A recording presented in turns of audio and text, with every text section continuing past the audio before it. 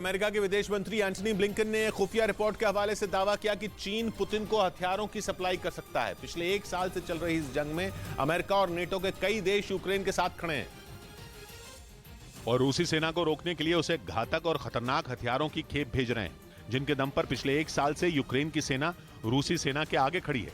इस बीच पश्चिमी मीडिया का दावा है कि 24 फरवरी को पुतिन की फौज यूक्रेन पर बहुत बड़ा हमला करेगी।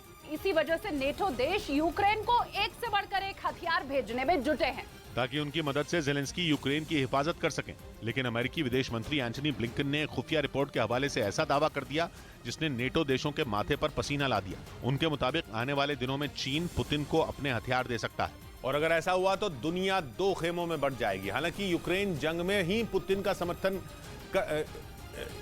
में चीन पहले ही पुतिन का समर्थन कर चुका है, लेकिन अभी तक उसने रूस की सेना के लिए अपने हथियारों के भंडार नहीं खोले थे।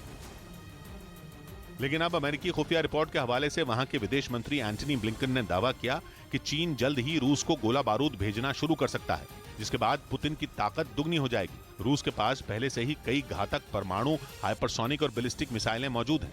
इसके अलावा इस जंग में ईरान भी उसके साथ खड़ा है, जिसके आत्मघाती ड्रोन शाहिद 136 की ताकत पूरी दुनिया देख चुकी है। ईरान के इसी हथियार के दम पर रूसी सेना ने कीव समेत कई शहरों पर एक साथ मिसाइलों की बारिश कर दी थी, जिससे वहां तबाही मच गई थी। और अमेरिका का दावा है कि चीन भी अब रूस का खुलकर साथ देने की तैयारी कर चुका है और अगर ऐसा हुआ तो फिर रूस को रोकना नामुमकिन हो जाएगा। हालांकि कीव पहुंचकर बाइडेन ने पुतिन को सीधे सीधे ललकारा था और यह कह दिया था कि यूक्रेन जीतने का पुतिन का सपना धरा का धरा रह जाएगा।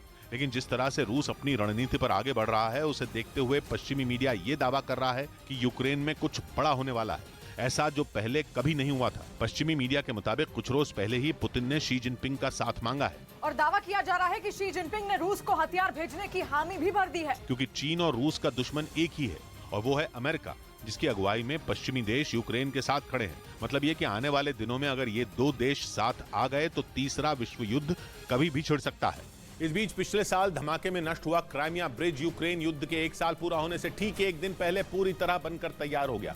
रूस के मीडिया ने रूस को क्राइमिया से जोड़ने वाले इस पुल का एक वीडियो भी जारी किया, जिसमें क्राइमिया के कर्ज ब्रिज पर पहले की तरह तेज रफ्तार में कई गाड़ियां दौड़ती नजर आईं। यूक्रेन युद्ध के 1 साल पूरा होने से ठीक 1 दिन पहले इस पुल को गाड़ियों के लिए खोला गया। इस वीडियो को जारी कर रूस ने यूक्रेन और यूरोप के देशों को यह बताने की कोशिश की कि वो किसी भी तरह के हमले से हार नहीं मानने वाला। असल में पिछले साल 8 अक्टूबर को इस पुल का एक बड़ा हिस्सा धमाके में उड़ गया था।